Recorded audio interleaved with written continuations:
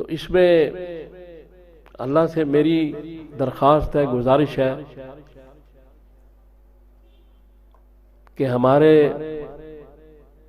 حکمرانوں کو، سیاستدانوں کو ہدایت عطا فرمائے اور ان کی نالائقیوں سے اس ملک کو محفوظ رکھے۔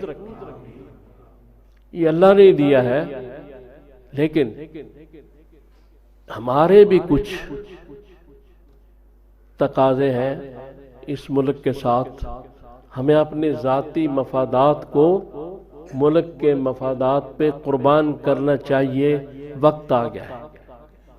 مصنوعی جملے، آرٹیفیشل تقریریں کوئی کام نہیں کریں گی، کیونکہ ایک ذات جس کا ذکر شروع سے ہو رہا ہے، وہ ذات موجود ہے، وہ ایک ایک پل ہر شخص کا ریکارڈ کر رہی ہے، دیکھ رہی ہے،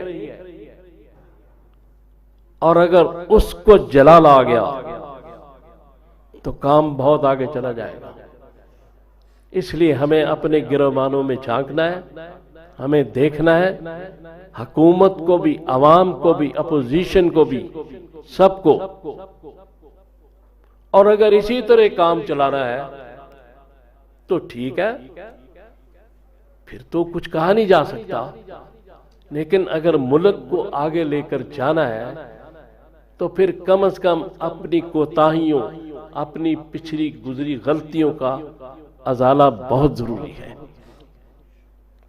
تو اللہ تعالیٰ سے دعا کریں کہ اللہ تعالیٰ مجھے اور آپ کو توفیق عطا فرمائے کہ میں نے جو باتیں کی ہم ان پہ عمل کر سکیں، اور اللہ تعالیٰ اس ملک پاکستان کو ترقی دیں۔ پاکستان ہماری جان ہے، اور اس کو اللہ تعالیٰ اوپر لے کر جائے، کیونکہ یہ اللہ نے ملک دیا ہے، یہ لا الہ الا اللہ پہ بنا ہے۔ تو لا الہ الا اللہ یہاں نظر بھی آنا چاہیے۔ تو اللہ سے دعا ہے۔ تو اب صلی اللہ تعالیٰ علیہ خیر خلقہ محمد و آلہ و اصحابہ، اب ہم وہ